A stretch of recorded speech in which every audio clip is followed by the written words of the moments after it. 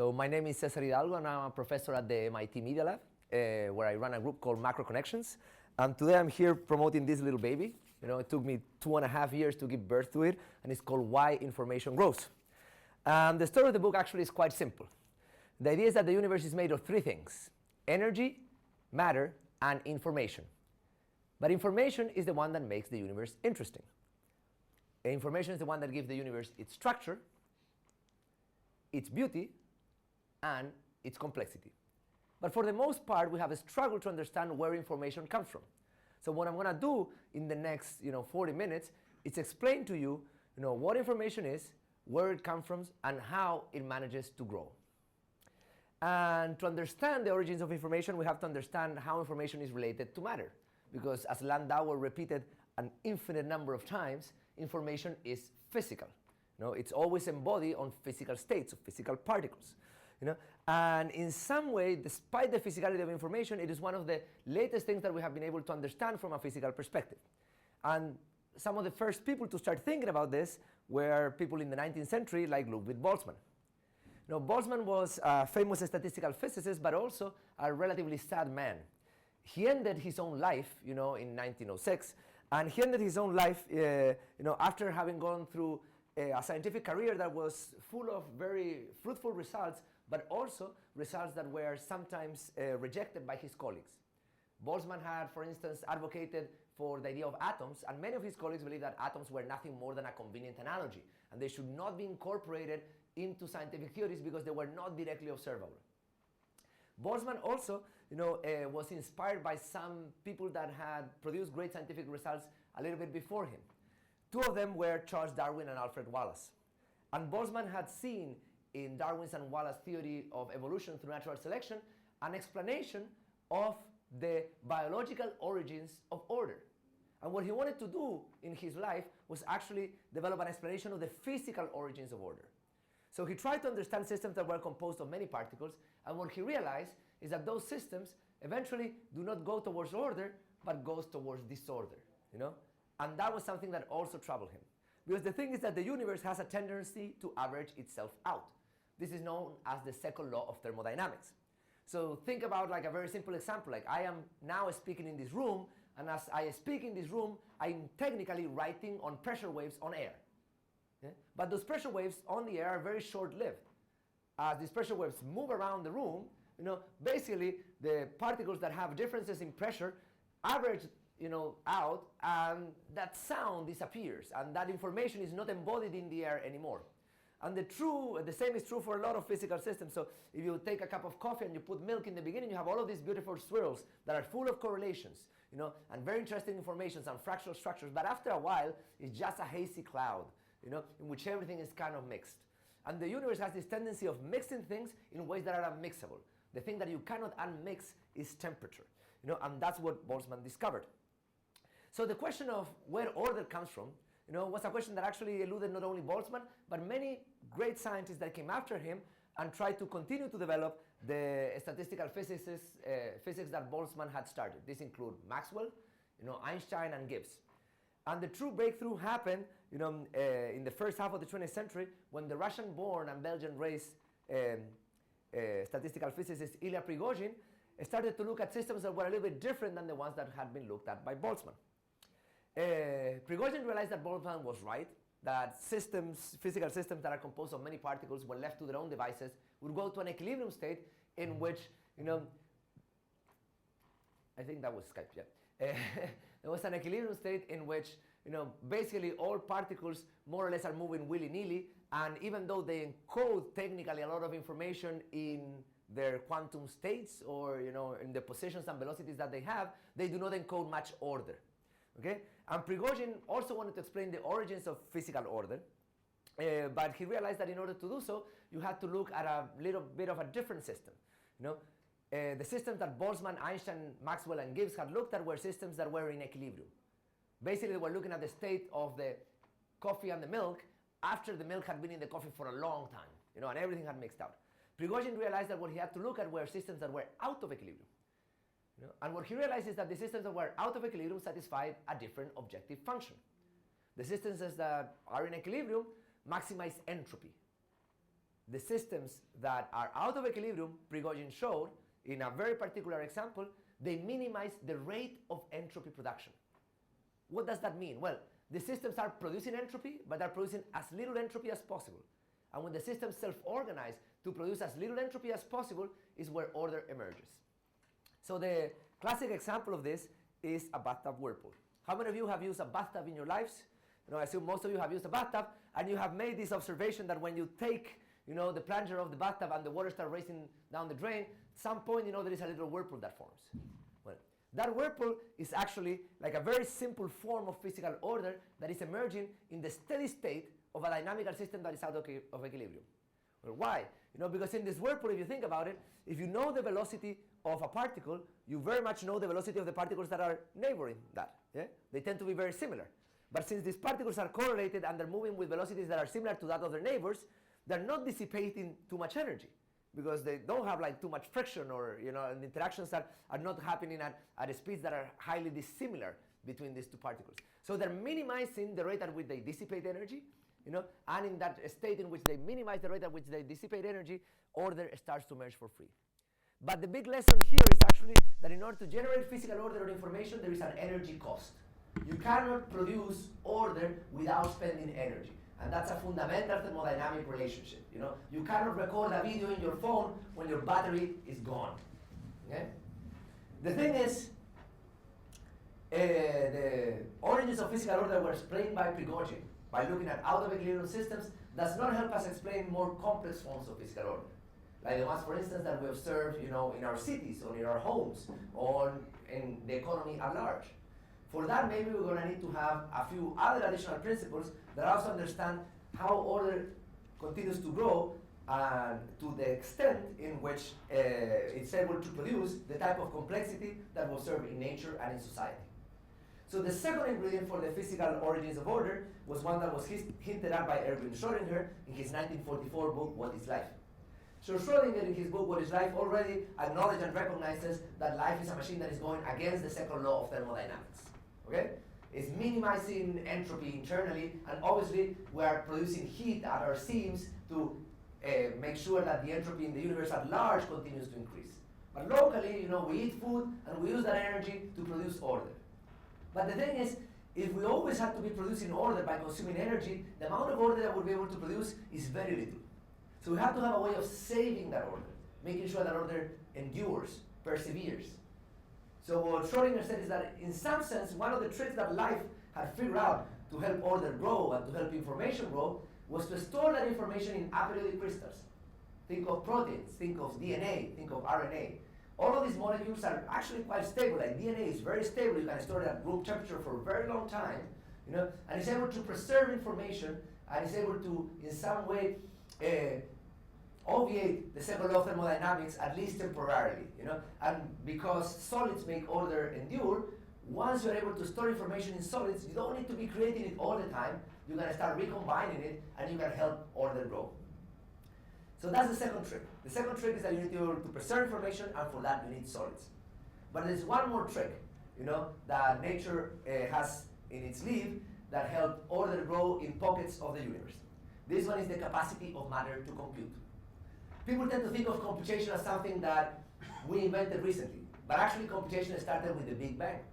Every time two physical particles interact, they're actually exchanging information, and that's an act of computation. They're processing information. And computation is actually a prerequisite of life. So just to give you an idea of how fundamental computation is, I'm going to use as an example a tree, because people don't tend to think of trees as computers. But trees are computers. They don't have consciousness like you and I, and they cannot run MATLAB or R or Python like the digital computers that we have built, but they can run actually programs that maybe are even more sophisticated than those. A tree knows how to grow its leaves in a certain direction and its roots in the direction of the water that it needs. A tree knows how to turn genes on and off to fight off pests. A tree also knows how to perform photosynthesis. A tree knows when to shed its leaves and when to grow them again. And these are all acts of computation that the tree is performing, because in some sense the tree is a computer that is building itself from the intimacy of the cells to the totality of its larger structure. So for information to grow in the universe and to exist despite the second law of thermodynamics, the universe has three fundamental tricks. The first one is that you need to spend some energy. Okay? You cannot get information in an equilibrium system. It has to get out of equilibrium system, because information, order are not free. The second thing is that you need to have ways of saving that information. You need to have some sort of solids. And here, be very, in some sense, general in the use of the word solids. When you have like spins in a hard drive, you can also think that in some sense, as long as those spins are stable on that hard drive, that's a solid too. It doesn't have to be something like a totem in which we're passing on cultural information by carving it on wood. It can be actually, it's a very general thing about like something that is not a fluid, that it has some state of stasis, that is stable to thermal fluctuations. That's what I mean by a solid here. And finally, by using solids and energy, matter develops the capacity to compute, which is the capacity to recombine information. So what we will see now is that this capacity to compute is actually the key to make possible the growth of information in the universe, but it also will make the growth of information in the universe very difficult. So what I'm going to do next is I'm going to take these three fundamental mechanisms and I'm going to look now at society and the economy. And I'm going to try to explain how information continues to grow at the high level of complexity that you and I live in. So the first thing that I need to answer to be able to explain that is what are the types of information that we produce in society and that we use in society. And to do that, I'm going to tell you a story. So I'm originally from Chile, and I've been living in the US for 11 years now. And if anybody here probably has moved out of their home country, what you find yourself is that when you're procrastinating online, often you're going to go and visit a newspaper from the country that you were born. Okay? And there are not many interesting news there. It's kind of like local news. And once there was this news that says, Chilean bought the world's most expensive car. And obviously my first reaction was like, what a douche. Why you need to buy like a car that is not so expensive? But then eventually I started thinking about, well, what car was it? And how much was it worth? And the car was a Bugatti Veyron. So I searched online, and a Bugatti Veyron cost $2.5 million, and that's $1,300 a kilo. So obviously you think that, well, why is this guy thinking about how much does a kilo of a car worth? This is not rice or beans or things that you buy per kilo. But thinking of a kilo of a Bugatti is interesting because it's going to teach us an important lesson about the nature of information in the economy. So imagine now that you just won this vehicle on the lottery and you're driving it through the city, very excited because this is a brand new car and you're all pumped up, and then boom, you crash it against the wall. Now, how much is that kilo of Bugatti worth? Obviously, you don't need a PhD in economics to know that the kilo of Bugatti now is worth way less than before. The value evaporated when you crash that car against that wall. And what that is telling you as well, that the value of that car was not related to the atoms, but was related to the way in which those atoms were ordered or arranged. And that is information. So the Bugatti was made of information, even though it was not a message. It was an object. Okay? So let's try to understand a little bit more about the types of information that we have in society and economy. And the second example that I'm going to use is I'm going to ask you guys to compare apples and apples. And on the left, you have the apples that here in Google detest. And on the right, you have the ones that you buy in the supermarket and you eat. And the question I'm going to ask you is, what is the fundamental difference between these two types of products? Obviously, they both contain information and physical order. And some people might say price, some people might say complexity, but I can very easily argue that the apple on the right, the one that you eat, has molecular mechanisms inside its cells that are unparalleled by anything that has been built by any engineer in the world.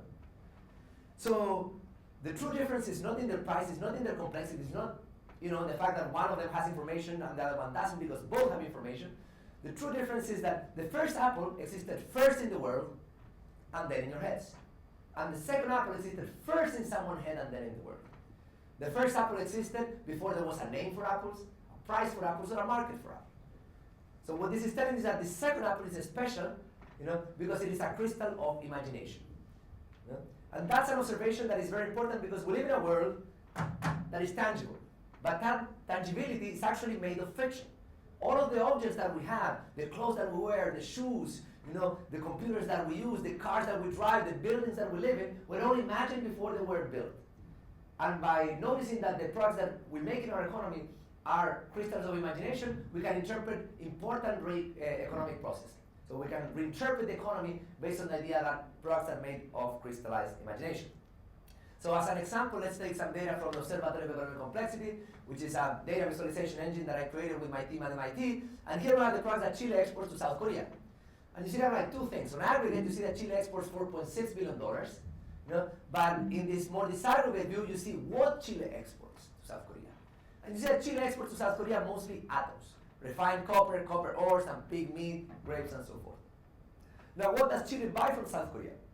And what Chile buys from South Korea, well, are cars, machines, and delivery trucks. In total, they're buying only $2.5 billion. So what that means is that, well, Chile has a positive trade surplus with Korea because they're exporting 4.6 billion and buying 2.5. But they have a negative imagination surplus. They have a negative imagination balance. Okay? Because Chile is exporting atoms, and Korea, when it's sending back, is the way in which those atoms are arranged. And what this is starting to tell us is that eventually economies, are computers, and are computers that differ in capacities. And as we will see by the end of this talk, the different computational capacity of different economies can help us even explain the level of income that each economy is able to achieve. In this case, it should be obvious that the economy of South Korea is a more sophisticated computer than that of Chile, which is able to generate more sophisticated forms of physical order. Another thing that, for example, thinking about the world in terms of crystallized imagination help us reinterpret is the dynamics of natural resource exploitation that are prevalent in many developing countries. I come from Chile, and as you've seen, Chile basically sells rocks. Okay? Why the heck, we sell so many rocks? Every year, Chile exports roughly $50 billion worth of rocks. Why is the world willing to pay so much money for those rocks? And well, those green rocks, are rocks of copper. And people are willing to pay for copper, well, because copper, once you melt it and you make it into spaghetti, you can actually conduct electricity quite well. Okay? Not as good as gold, but much cheaper than gold. And well, so some people would say, well, Chile is being exploited because people are taking these rocks out of Chile that are very valuable, and then basically what is Chile getting out of this other than, some miners that live in some towns that are pretty desolate, and $50 billion, And the thing is, well, you have to think about, but where is that value actually coming from? Is the value on the atoms? Is the value on the rocks? Or was the value endowed to the rocks by some sort of computational process? So when we are buying these rocks now, and we're not buying these rocks for a lot of money, 300 years ago, because roughly 150 years ago, there was a guy called Michael Faraday that figured out that if you jiggle a magnet inside a coil, you can produce electricity. And that knowledge, eventually, is the one that allows us to live in this electrified world that we live nowadays, that allows us to produce a large amount of information because we can transport that energy, that help us produce information in the form of electricity. But it's also, that piece of knowledge and that piece of know-how that endowed those rocks, with all of that economic value. So in some sense, we can say that Chile is not being exploited because people are taking rocks out of Chile. Chile is actually exploiting knowledge and know-how that was produced elsewhere. Okay? So the question then is, well, why do we crystallize imagination? One thing that you might have not noticed is that we make products that are tangible, but started as fiction, and we're the only species to do so. There's no other species that makes products that are tangible and that started as fiction. Okay? And if you see like pictures of elephant making drawings on the internet, they basically get whipped the heck out of, in very questionable practices to make sure that they make the same drawing over and over. So it's not kind of like that the elephant has kind of like this artistic expression. And we do tons of different things, We crystallize imagination like crazy, and we're the only species to do so, so there must have some benefit. Because certainly it has a cost. Work is hard. So what are the benefits of crystallizing imagination? So to answer that question, I'm going to ask you another question, which is how many of you use toothpaste today? Please raise your hand if you use toothpaste today. Sir, did you use toothpaste? Thank you. Yeah. And keep your hand up, because I'm going to ask you a follow-up question now. Keep your hand up only if you know how to synthesize sodium fluoride. If you know how to synthesize sodium fluoride. Now, I don't know how to synthesize sodium fluoride, but what does that tell us is that, well, when we're buying toothpaste, we're not just buying some goo on a tube. What we're buying is access to the practical uses of knowledge and know-how that resides in the nervous systems of other people. So products augment us. And this augmentation is the one that makes these products useful. Because at the end of the day, because of products, we're able to live at a level of capacity and a level of prosperity that is much larger than the one that we would be able to achieve if we were to live, left to our own devices. You know? We don't have the knowledge and know-how, that we require to make all of the things that we use, but nevertheless, we access the practical uses of that knowledge and know-how, not the knowledge and know-how through the products that we consume. So in that sense, as a species, and we're a social species, we're somehow similar to ants. In the sense that as a species, our ability to coordinate things comes from our ability to deposit information in the environment. Okay? And ants are individually not very smart, but they can do great things, just like solving problems of routing and ventilation and construction and transportation, because they can poop information in their environments. And that allows them to coordinate and act as a collective computer that is much smarter than an individual ant. But the thing is, ants are somehow, in a way, limited, because ants can deposit information that is pre-specified in their genes. So they have like a fixed vocabulary. And we're a little bit different than ants. We don't just produce information that was encoded in our genes, but we also get to poop information that comes from our brains. And because of our ability to poop information that comes from our brains, we're able to actually coordinate the production of activities that are much more complex and create a society that is infinitely more complex than those of ants. So the next question that I'm going to ask is, well, how do we actually manage to create those things? In some sense, we live in a world that is literally fantastic. It's not metaphorically fantastic, it's literally fantastic, because the objects that we use on a daily basis started all as fiction, and we have managed to transform that fiction into reality. But sometimes transforming fiction into reality is not that easy, and different countries or different teams of people or different companies struggle to do so. So there must be some things that help us explain why some people are better at crystallizing imagination than others. So what I want to try to explain next is what are the mechanisms that enable but also limit our ability to crystallize information and to make that information grow. So a few years ago, Pep Guardiola visited the MIT Media Lab. At that time, Pep Guardiola was between jobs. He had just finished his tenure as a coach of Barcelona, and he was moving to be the head coach of Bayern Munich. And he visited the Media Lab, and it was a visit that was very easy to organize. So I was put in charge of organizing that visit, and all the students obviously wanted to show something to Pep, especially all the students that like soccer. So I organized the visit, and as I was organizing the visit during that week, I started to receive emails from other students, especially students from Spain and Catalan students that wanted to really meet Pep. And I was supposed to keep the visit kind of quiet, so I said, what I can do is I'm going to do the demos, I'm going to take him around the lab, and then when we finish the demos, I'm going to bring him to the atrium, and then we'll do a Q&A. Okay. So then, people started to show up, and then when we finished the demos, there were a bunch of students sitting there with the Barcelona shirts and scarves and everything, waiting to meet the soccer celebrity. So obviously the Q&A gets started, the students were a little bit shy, and eventually the student raises his hand and says well, at MIT we'll have to work with robots. So my question to you, Pep, is, if we build a team of robots, would you come and coach it? And Pep's answer was very cutting. He said, when you're trying to achieve something with a group of people, like in the case of a soccer team, the most difficult thing is not to figure out a game plan, but actually to transmit or embody that game plan in the bodies of the players. Like in the case of robots, I don't think that is a challenge. I'll decline your offer. Yeah. So that answer was very good, because actually it points to the fact that eventually to achieve things, we have to work in teams. And having that team work as a unit is sometimes what it is very difficult. Okay? And in some way we can ask ourselves, well, why the heck do we have to work in teams? I assume all of you guys have worked in teams in your life. Exactly.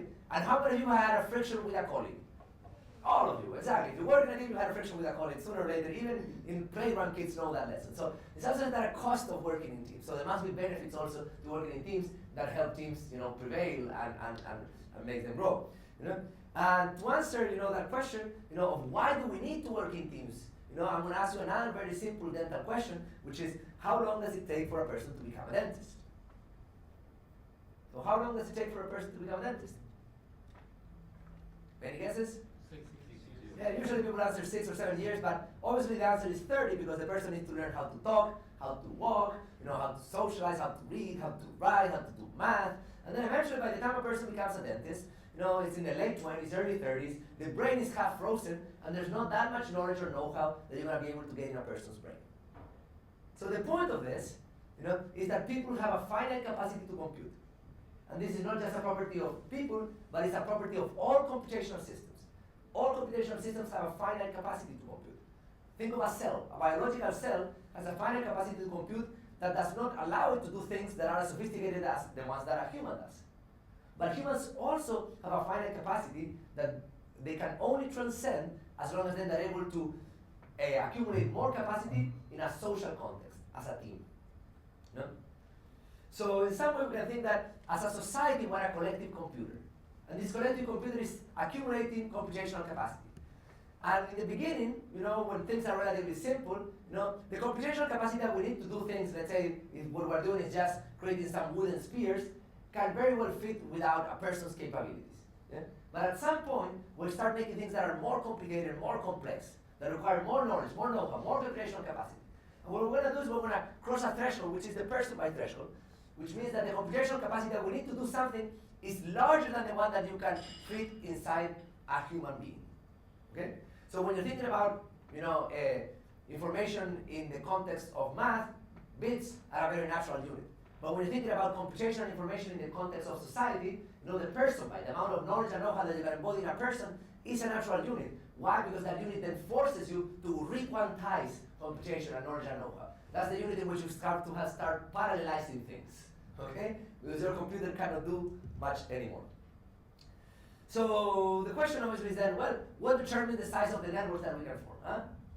We have to do things in a social context. Computation is distributed in society. Society is a distributed computer that's made of networks.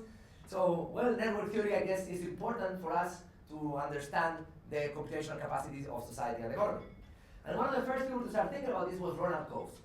Ronald Coase, was living here in London in the 1930s. He was a law student and attended a seminar in the Department of Commerce of LSE. And this seminar that I think was taught by Professor Arnold Plant, there Coase heard a phrase that bothered him deeply, and the phrase was, the normal economic system works itself out.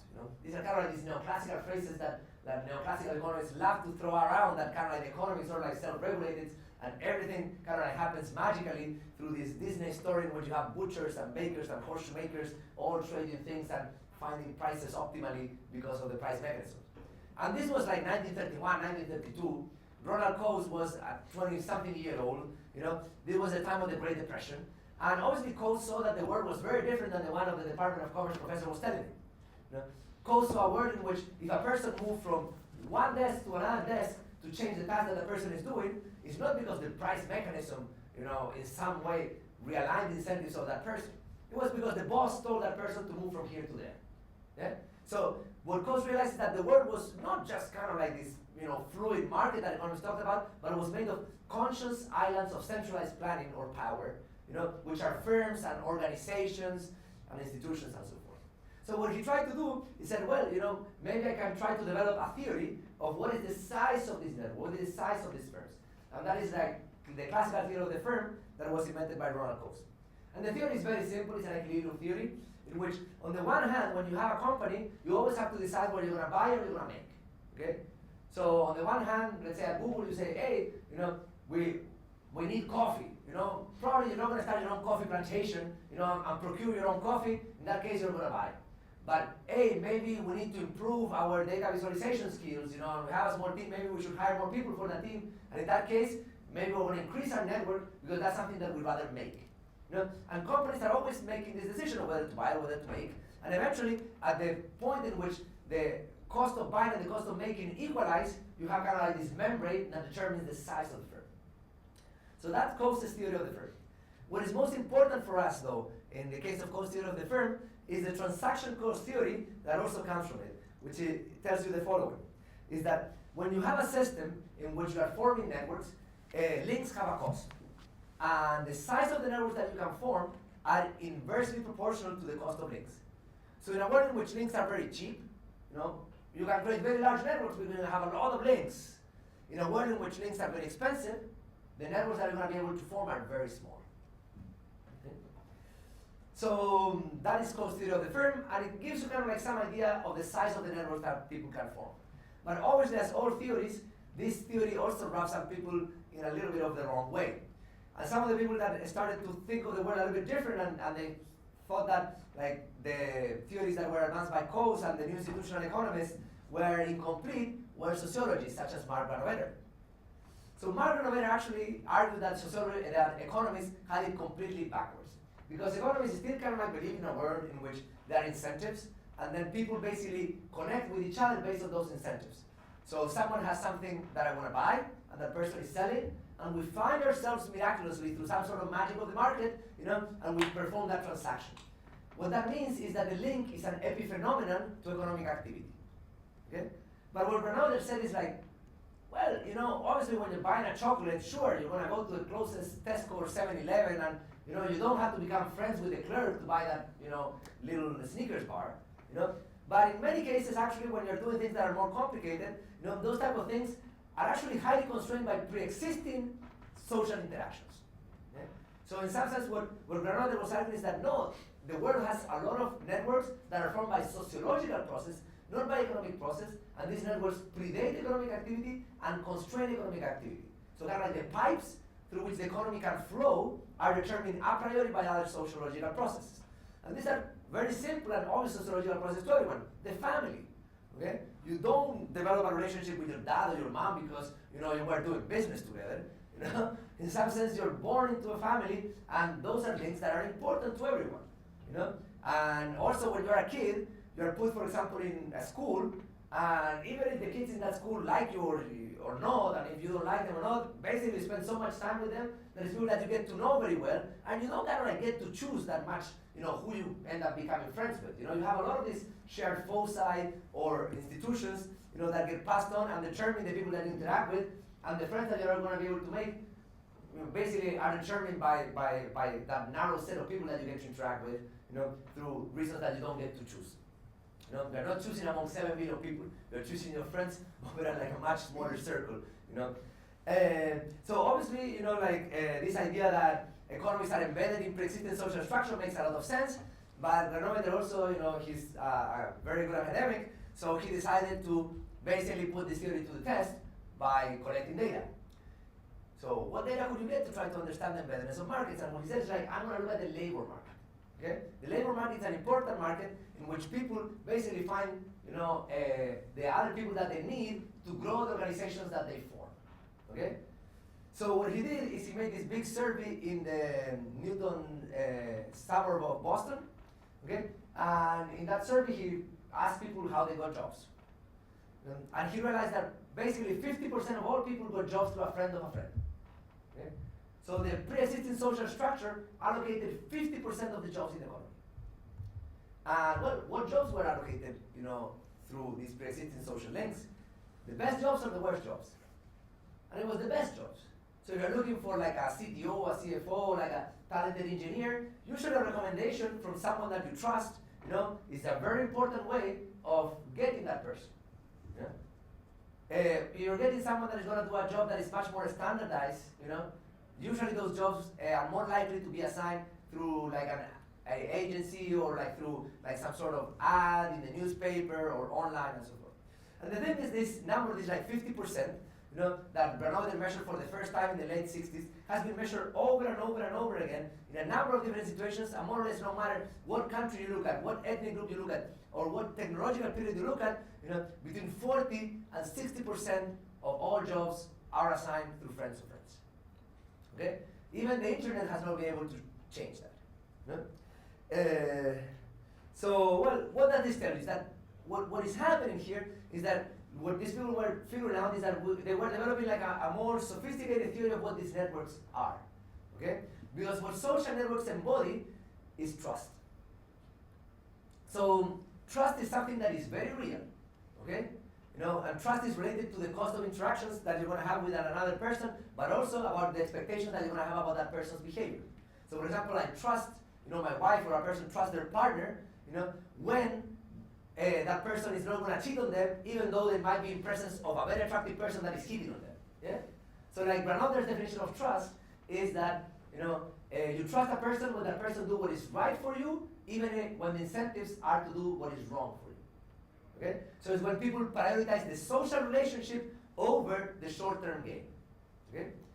You know? And what this is telling you is also that trust, which is this concept that might appear to be a little bit fuzzy, you know, is a real thing that needs to exist somewhere, because everything in the world needs to be embodied somehow in our physical reality. And in this case, trust is embodied on social networks. But just like, you know, water goes inside a bottle or inside, you know, a cup, you know, trust only exists in the context of a social network. And those social links are meaningful only as long as they embody and accumulate trust. Okay? If I just know you because we change a couple of emails, but I don't trust you, that's not a meaningful social relationship. You know? But if I trust you, that social relationship is very meaningful and it's going to allow you to do a lot of things. So people like Francis Fukuyama then take this idea of trust, you know, and start to explain what are the different things that countries are able to make based on the levels of trust that they have. So on the one hand, you have low trust societies, you know, and on the other hand, you have high trust societies. And this is very much related to the transaction cost theory that was advanced by Coase and the new institutional economists, you know, in earlier decades. And what Fukuyama says, well, when you have a society that you have low trust, creating social relationships is very expensive. You know, it takes a lot of time to become a good friend with someone, so links are expensive, so you can have few of them, so the networks that you can form are relatively small. If you have a society that you have high levels of trust, so I meet someone, you know, and after like a couple of meetings, we're already ready to do business or to start a partnership or to do a collaboration, then I can have a lot of links, because links are very cheap, and I can create large networks, you know. So in the low trust societies, I should have like small computers, you know, and in the large trust societies, I should have like large, you know, distributed computers, because think of like, for you guys probably it's easier to think in terms of like parallelization. If I have a lot of, you know, like high-speed links between the different computers that I'm parallelizing, I want to be able to create like a very efficient, you know, cluster, yeah? So Fukuyama like divides the world in these two extremes, not because the world is either black or white, but sometimes to understand gray, the best thing is to understand what black is and what white is, you know? And on the one hand, you have familiar societies, and familiar societies are the ones in which there's no trust. Okay? So when there's no trust, people have to try take advantage to the last reservoir of trust that they have left. And that's the family. Those are the strongest links. So in a society that nobody trusts each other, they trust their family members, and those societies, they're dominated by small networks that are composed of kin. And these small networks that are composed of kin have a limited pool of talent. So because they have a limited pool of talent, they're going to gravitate towards simpler industries that can be managed by a few people, like agriculture, mining, and retail. These are also societies in which when people organize themselves, they tend to demand, you know, the government, you know, to change things, okay? So people organize themselves to protest, not to create some sort of association in which they're going to self-provide what they think that they're missing.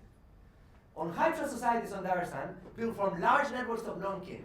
And to be honest, I don't know if the Smurfs are kin or not, you know, and I don't know anybody does, you know?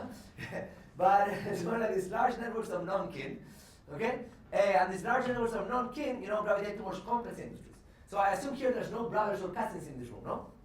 No brothers or cousins in this room, no? Yeah?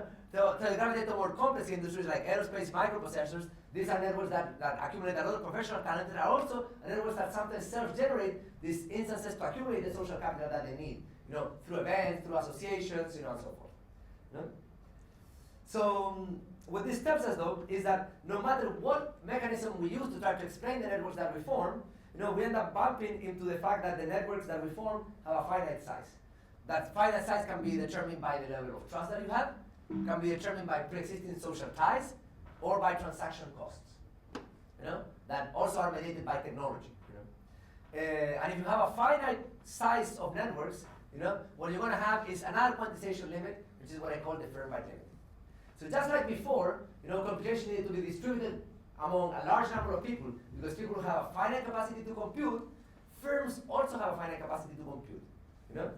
And that means that in our society and our economy, you know, we have to re-quantize, you know, this computation now in networks of firms, you know.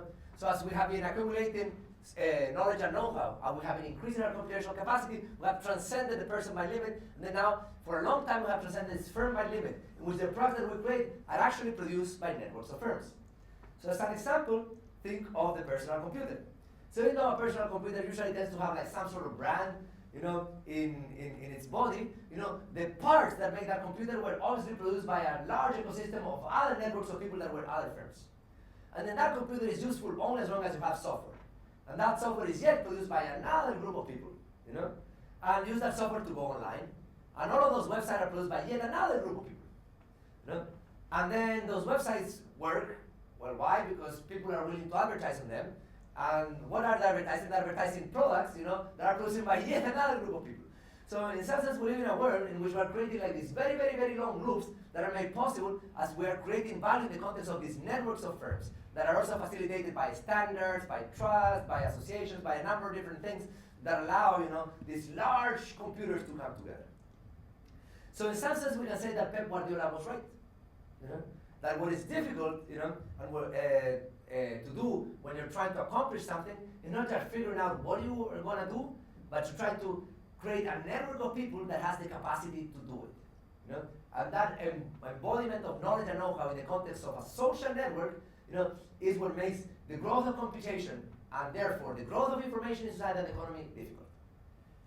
So what I'm going to do next is now I'm going to start bringing in data to try to validate these theories, by using several observations that connect, countries to the products that they make, and also that look at how communication technologies have changed our ability to record information and the types of information that we record. But also I'm going to give you guys a break because I think you have heard a lot of things. So what I'm going to do next is I'm going to show you a very short video that shows the other part of the research agenda that I do at MIT, which is not just the scholarly work that gets translated into books and papers, but is the work that it involves invention. And what we have been doing is we have been creating sort of like the opposite of a database. Okay? For many years now, there are many companies like Oracle and SAP and you guys as well that have developed great technologies to accumulate and store vast volumes of data. But in some sense, much of that data is very obscure to the people that own it, or even to the people that would want to access it. Because databases, are organized, but they're not transparent. So what we have been doing is we have been building what I call data visualization engines, which are these stacks of software that you can use to point into any part of a database, and obtain not a table, as a result, but obtain a visualization. And then by taking these visualizations and putting them together, you're going to start creating stories that allows you to understand, the systems that are being described at the information that is embodied in that data. So I'm going to show you that video, and then we're going to continue by looking at how we can use now empirical observations to validate our results.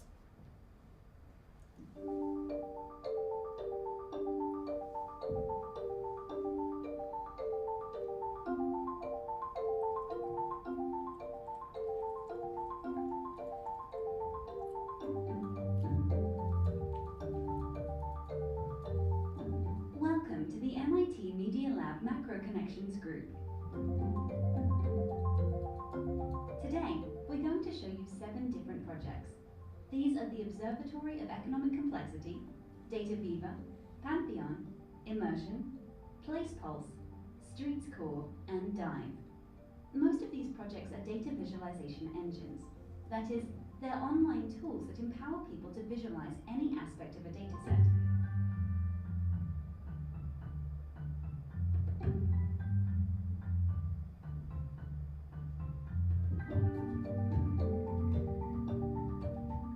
The Observatory of Economic Complexity is a tool that makes available international trade data for the last 50 years through more than 20 million visualizations. The Observatory of Economic Complexity focuses on the mix of products that countries export because this product mix is predictive of a country's future patterns of diversification, GDP growth, and income inequality.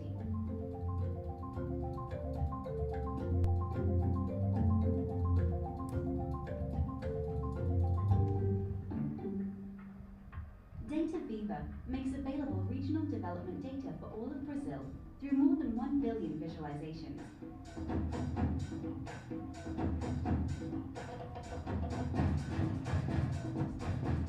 These visualizations include trade data, employment data, and education data for each of Brazil's more than 5,000 municipalities and its hundreds of products, industries, and occupations.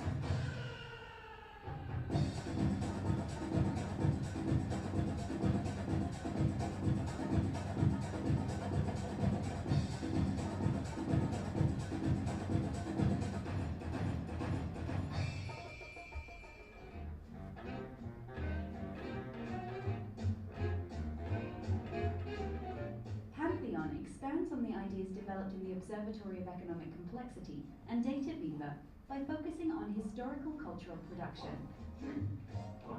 Pantheon is allowing us to achieve a quantitative understanding of our species' collective memory and of the role of languages and communication technologies in the production and diffusion of cultural information.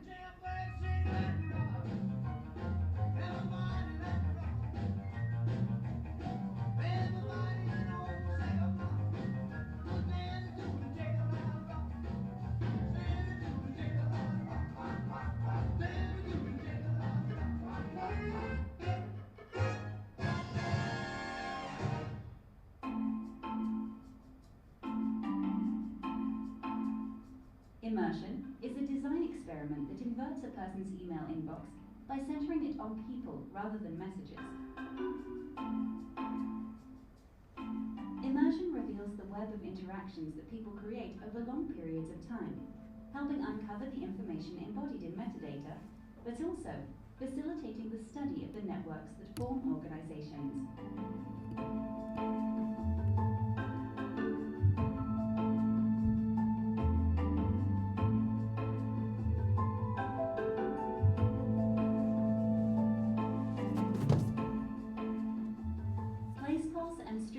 Are efforts to create high-resolution maps of people's perceptions of urban environments. These maps have been shown to correlate with crime levels, but also we're now using them to create computer vision tools that help us study urban change.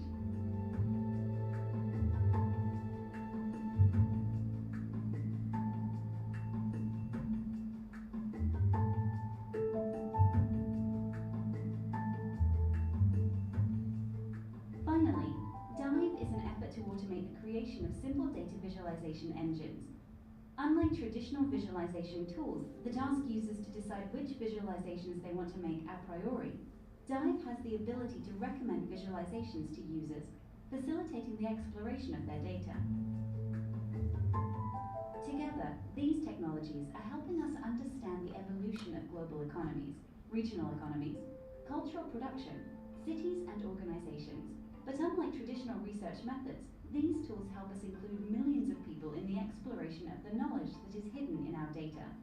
Join us in our quest.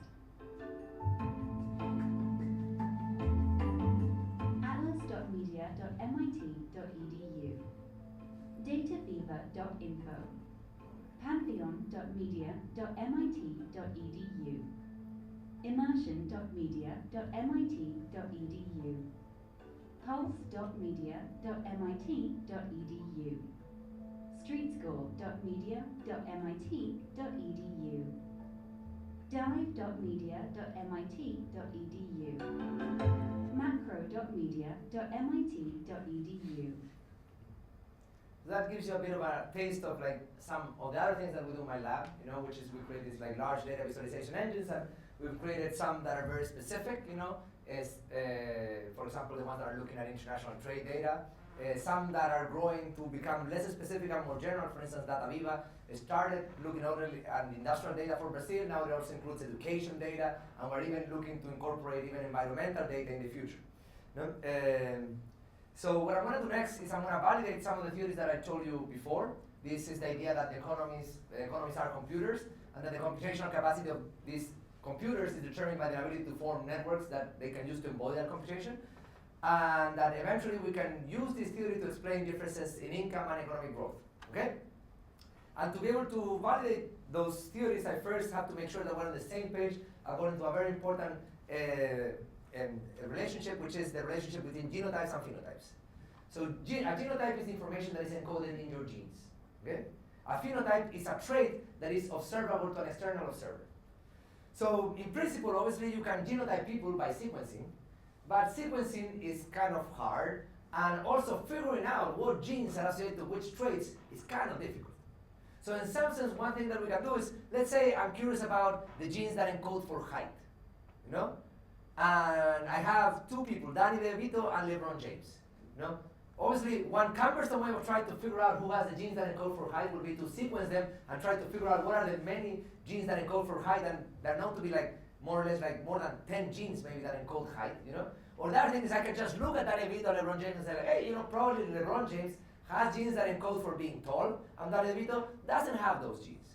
So in some sense, even if I don't have a technology that allows me to look at the genotypes, I can know a lot about a person's genotype by looking at their phenotype, because of the genotype-phenotype relationship. By the same token, economies are computers that run on knowledge and know-how. And measuring knowledge and know-how is very difficult. So I can look at knowledge and know-how by looking at the products that economies make.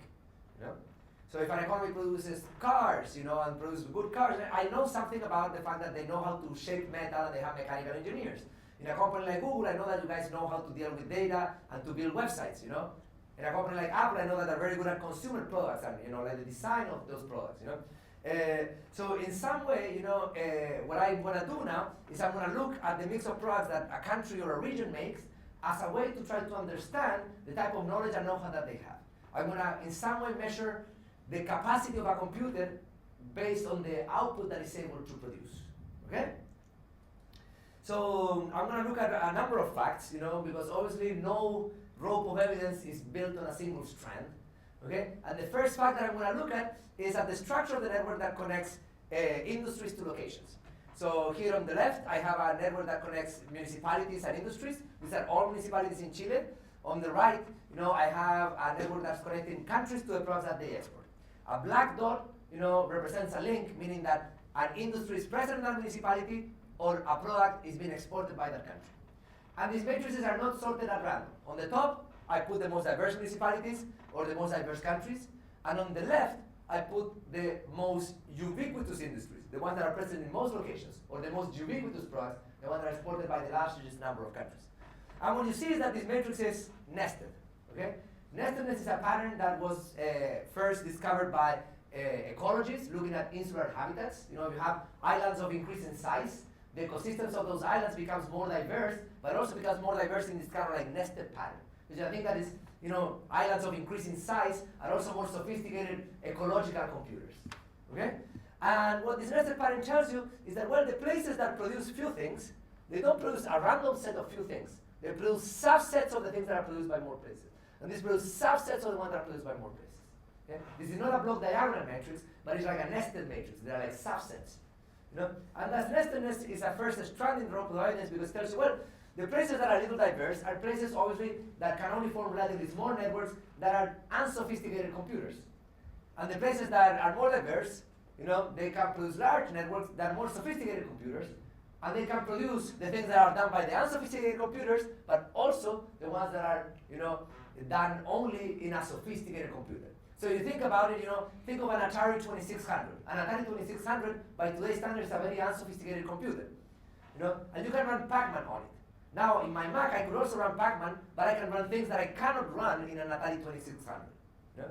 So in some sense, the more sophisticated the computer, the more diverse it's going to be able to have, as its inputs, but also going to be able to produce inputs that are very rare, that are only being able to produce in, very sophisticated computers. So that's the first strand in the rope of evidence. The second strand goes into ideas of learning. So economies are computers, just like you, me, and cells, and computers in some way they need to learn, okay? Sometimes the way that computers learn is that we don't let them learn. We just like tell them what to do. But in some way, someone has to do the learning, yeah? And economies as computers, they learn at this collective level. And what happens is that one property of learning is that it's always easier to learn something that is similar to something that you already know, yeah? So if I know Spanish, it's relatively easy for me to learn Portuguese, and it's hard for me to learn Chinese, Not because Portuguese might be inherently easier than Chinese, but simply because I have knowledge that is very similar and very redundant. A lot of words I can simply reuse, a lot of grammar I can simply reuse from Spanish to Portuguese, but I cannot reuse it from Spanish to Chinese, okay? And economies in some way do the same thing. So they diversify towards related varieties. And what that means is that if you know the mix of products that a country makes, you can very accurately predict the mix of products that are going to make next. So here I have a picture of the product space for Chile in 1979. So what does this picture mean? Each dot represents a product, and the dots that are painted are the products that Chile exported in the year 1979. The ones that are gray, like fresh fish, are products that Chile did not export in that year. Okay? But now we have links. The links are proportional to the probability that two products are co-exported. So if I know that two products are co-exported, I know that they must be kind of similar. Because I know that, for example, the countries that export preserved fish tend to export fresh fish. I can predict that, well, since Chile already knows how to export preserved fish, crustaceans and mollusks, and frozen fish, they might become good at exporting fresh fish in the future. By the same token, if I go to this other part of the product space and I look, let's say, parts of metalworking machine tools, that's a product that, well, Chile is not producing anything that is related to that. So learning how to produce that product will be very difficult, because we have nothing that we could reuse. So now I'm going to fast forward in time. So we're in 1979, and I'm going to go to the year 1996. If I go to 1996, I see that Chile now also exports fresh fish, and also export frozen fish fillets that they didn't export before, and they diversified in this part of the product space that was the part of the product space that was close to the part that they were already in. And this is something that is actually true in general. You guys probably here are familiar with ROC curves. When you're doing a prediction algorithm, like the product space has like an accuracy of like 0.85 in an ROC curve. You're trying to predict the mix of products that a country is going to make next. So it's actually quite accurate, at predicting the mix of products that a country is going to make in the future. Obviously, there's a shitload of false positives too, because the process of diversification has very few true positives. But the ROC curves are still very good. So the second, string on a rope of evidence is the fact that economies learn by moving into, related variables. The third string relates to economic growth. And the idea of economic growth is an old idea that we can say that started with the Scotsman Adam Smith, and he conceptualized the economy in terms of like two things, capital and labor. Labor were people, capital were things that people did. And then people saved the things that they did to produce things in the future. And those ideas were eventually mathematized by Robert Solow in the 1950s. And what happened is that when Solow advanced these models, there was a big gap that was left. That gap was between the model and empirical data. And that gap, eventually, other people tried to explain it by using information on other factors that they thought that Solow had left out. So for instance, in the 80s and 90s, people like Robert McHugh and Paul Romer started to introduce the idea of human capital. It's not just people and things, people have to know things also. And then people, in the 90s and 2000s, they started to include social capital. People might know things, but if they're all assholes and they don't talk to each other and they don't get along well, eventually, what's going to happen is that that's not going to work, okay? So people need to come together, and social capital is another factor that was not being accounted. And when they included human capital and they included social capital, the gap that Solow had left behind started to shrink a little bit, okay? The models were doing better and better. But also, now that we understand that economies are computers, we can try to reinterpret all of these ideas and try to see if there was something that is still missing. So now we think that we have like two firms here, we're going to start to reinterpret all of these factors, in terms of the language that I've introduced. On the one hand, firms produce things, and we can think that this is physical capital or crystals of imagination. On the other hand, we can think that people need to know things, and that's individual capital, individual knowledge or human capital. People need to connect, and that's social capital or trust. But what is missing from this picture is something else, which is the knowledge and know-how that the systems accumulate at the collective level. And that is different than the knowledge and know-how that people have at the individual level. Okay? And that's kind of like what is missing. But we can figure out, what societies or what economies have accumulated vast amounts of knowledge and know-how at the collective level by looking at the mix of products that they make. And that's what I call economic complexity. So using the information on the matrix that connect countries and products and taking some spectral measures out of it, we can actually create measures of the computational capacity of economies. And these measures are not only highly correlated with income per capita, but that the deviations between this correlation are predictive of future economic growth. So for example, a country like China, that you would see down here, is a country that in 1985 had a computational capacity that was much larger than what would be expected by its income. So it was doomed to grow. A country like Greece had an income that was too high given its computational capacity. So it was going to have problems sustaining that level of income. So actually, when we think about economies as computers, we realize that the level of income that an economy achieves tends to converge to their computational capacity. Moreover, actually, economic complexity is a very good explanatory factor when you're trying to explain income inequality. Just to go very briefly here, if you take two countries like Chile and Malaysia that have basically the same level of income and the same level of education, if you want to try to explain why Chile is more unequal than Malaysia, you can explain that very well if you look at the mix of products that Chile makes vis-a-vis the products that Malaysia makes. And this is because the mix of products that a country makes tend to co-evolve with institutions. So imagine you were trying to run Google as people used to run tobacco plantations in the 1700s. probably would not work, you know, because those were companies that had very exploitative institutions that did not consider, you know, ways in which they could incorporate, you know, the knowledge, know-how, and creativity of their workers. But for the tobacco industry, in some sense, that kind of worked because it was a very simple industry. Now, when you have something that is much more complex, in which you have to include people, eventually you have to discover the institutions that can make your company productive, and those institutions, for complex industries, tend to be institutions that are very inclusive. You know? So the way that we behave also is shaped and co-evolves with the type of things that we do. And I'm going to skip this part, you know, even though that's so nice. You know? So another thing that we can use to try to understand, you know, the computational capacities of economies and systems is not by looking only at products, but by looking at cultural production. Because you can think of the United States as a place that exports soybeans and cars and jet engines, or you can think of the United States as the birthplace of Miles Davis and Neil Armstrong. You know? And in some way, that second description, I would say, is very important and is very valid. You know? So what we started doing a few years ago, we started to collect data on cultural production to try to understand the rate at which our society remembers things and the types of things that we remember and how those are affected by technology. So here what we have is two charts with two different data sets. The one at the top is the Pantheon data set, and these are data sets include every person that has a presence in more than 25 different languages in the Wikipedia. So you have to be famous in 25 languages. You have to be globally famous to be part of that data set. And what we see in the y-axis is the probability that one of these globally famous people was born in a year, you know, as a fraction of the population of the world in that year. Okay? And you see that basically that line jiggles in what is a statistically proven Gaussian noise until the printing press comes along. And then there's a discontinuity, and it jumps, and it goes to another state. And then the Industrial Revolution, then it comes, and then it jumps again, and it keeps on jumping now. You know? Now, this is the Human Accomplishment data set, which is a compendium of 4,000 historically famous biographies published in the year 2003. It's a much smaller data set, but we find the same pattern and the same transition points.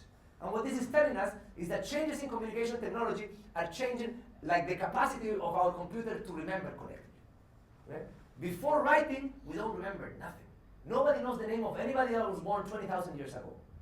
Okay? Then with the invention of writing, we started to record some information, and then with the invention of printing, the amount of information that we were able to record started to explode, and now with modern communication technologies, obviously we have moved from a world in which history used to be, you know, something that was reserved only for the elites, to a world in which everyone has a personal history hidden in the metadata that you guys and other companies also have.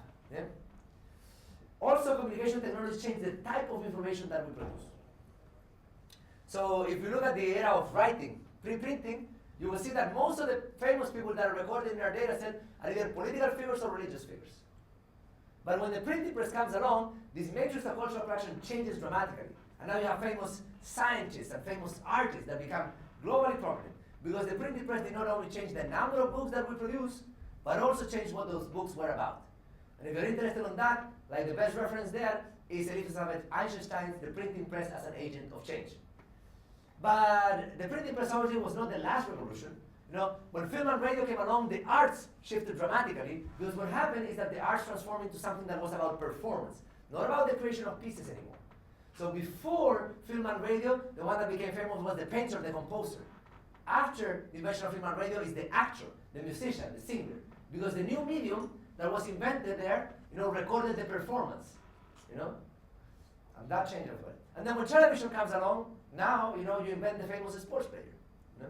And you can argue that these things are causal, because obviously, for instance, if you look at the category of actors, there were actors at the times of the Greek, and there were actors, obviously, at the time of Shakespeare, that interpreted and performed his plays. But the actors were not the ones that became famous at that time, they were the playwriters, until we developed a medium in which the performance was the one that was recorded. So I started by telling you that the universe is made of three things: energy, matter, and information. And that information is the one that makes the universe interesting. Information endows the universe with its structure, its beauty, and its complexity. But I argue that there are three mechanisms that help us explain the existence and growth of information despite the second law of thermodynamics. The first one is that information is not free. You need to spend some energy to produce information. The second one is that you need to have ways to store that information, and solids are an excellent way of doing it. And finally, matter needs to develop this capacity to compute. And this capacity to compute is what is most important because it's what makes the growth of information possible, but also what makes it difficult. Because computation always needs to be physically embodied, and the systems that embody computation, are always of finite capacity. And the only way that those systems transcend that finite capacity is by actually, creating, social structures that allow them to act, as parallel computers, as computers that are able to process things socially and collectively. So the cell transcends its limitation by developing multicellularity, and multicellularity eventually takes us all the way to the human.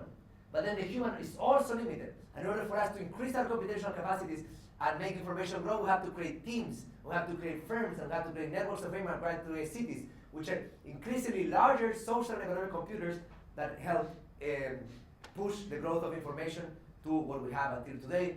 And obviously, it will keep on pushing the growth of information in the future.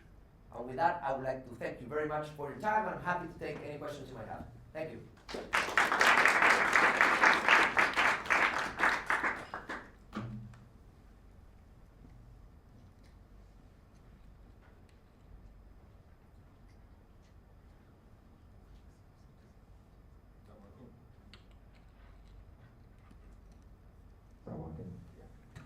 Well, I had one.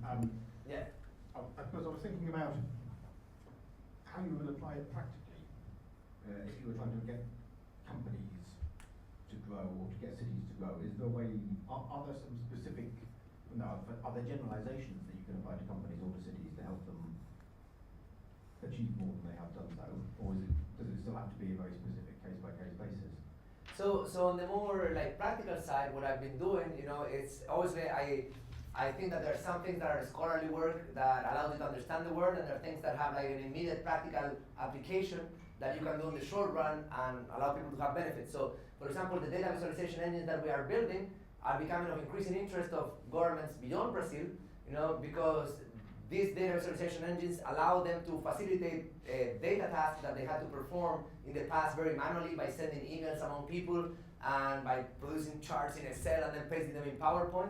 That is useful for them to be able to do automatically and faster and with better design tools. So in the short run, that's kind of one of the things that I can provide that is a quick win and I can have implemented in the period of a year or so. In the long run, what this is starting to tell you is that eventually, well, if you think that economies are computers, you have to think about the ways in which you allow people to actually connect and how there might be interaction between even social policies and economic prosperity. So for instance, in the past we tended to have institutions that were very discriminatory, that limit our ability to form connections between people from different ethnicities, from different nationalities, from different genders, and those policies, we would say, they were hurting us, and it's good that we're moving in this opposite direction because that helps, create an increasing computational capacity that helps information grow and eventually economies grow. So also you have kind of these very simple and very obvious policy implications, but that can be derived easily from the fact that economies are computers that are embodied on social networks. Yeah. Could you, on your economic complexity chart you have for countries, could you apply that to companies as well, to look where companies might diversify? So that's a good question because in some sense, as you have this requantization of computation, you are going to have matrices that have different structure along the way. So for instance, if you think about a country is a very large computer. It's a very large unit, it includes lots of people, it includes networks of firms, networks of firms and organizations and so forth. So in that case, the push is going to be towards diversity. But as you start looking at simpler and simpler and simpler and smaller computers, smaller systems, then the finite size of those systems push them towards the specialization. So if I look at a company, like Google doesn't do everything, and they shouldn't do everything because there's a lot of things that you guys are good at and there's a lot of things that you guys are not good at, So in some sense, like you might want to stay out of things that you're not good at and focus on the things that are good at and maybe discover new things that you might be good at, that leverage your capacities. So in that case, the measures, I would say, do not apply immediately, but I don't think that it would be impossible to create measures that would take that data and would be inspired by this idea of economic complexity and computation to create measures of the capacities of firms. Yeah.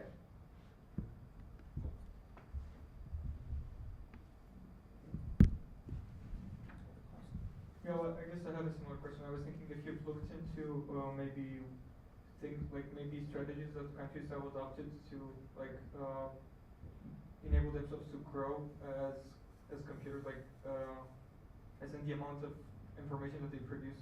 Because obviously, like a good point you made is diversification, because it's a way that the world's going to.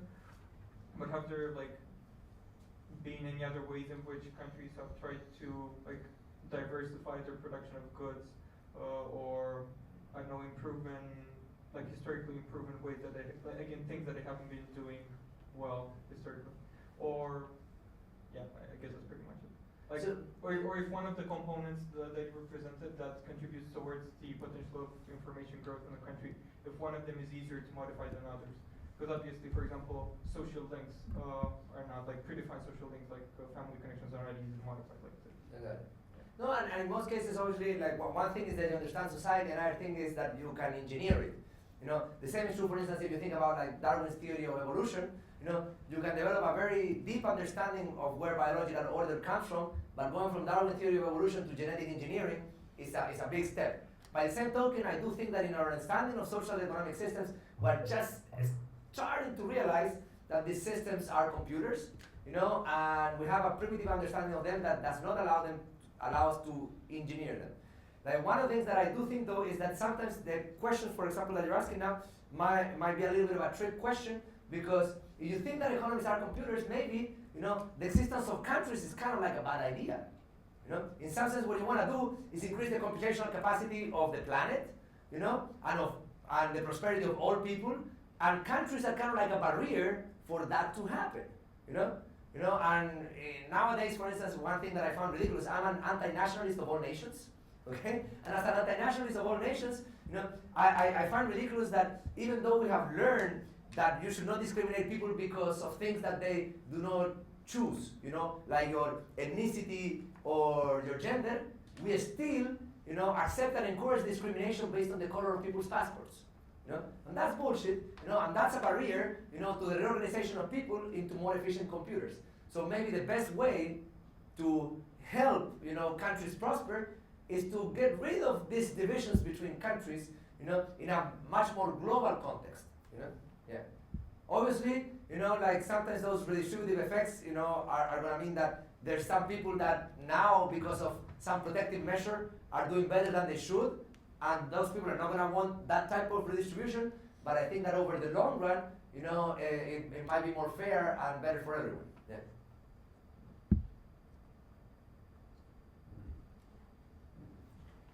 Yeah.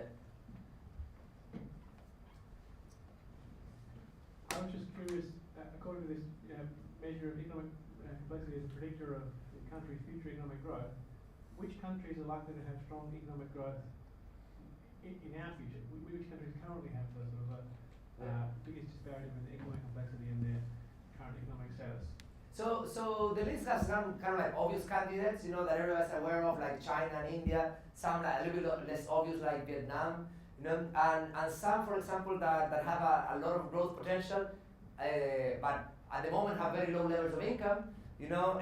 So in some sense, their growth is not going to translate into those countries becoming like large economic powers, but it's going to be substantial nevertheless, like countries in East Africa, for instance. Like East Africa has managed to become a little bit more industrialized than West Africa, and that industrialization of East Africa that happened, you know, in the garment sector with the export of flowers, with other products that they have been able to develop and succeed at, you know, it's implying that now the level of income of East Africa should start approaching more like that of Latin America than the one that they have right now. So those would be like a few examples. Countries that are on the opposite side, you know, obviously, like we can mention Greece, but I think Greece already gets too much of a bad rap here in Europe. You guys should give them a break, you know. You have all of the countries that export a lot of raw materials. So all of the countries that export raw materials are outliers of the relationship, you know, because their income is pegged to, you know, their natural resource endowments, you know. So countries like Saudi Arabia or Qatar or Chile or even Australia, you know, if they were to run out of natural resources, or if the economy were to change in such a way that the resources that they export is no longer needed, you know, would be in deep trouble because they're computers that are not as sophisticated as their income would suggest.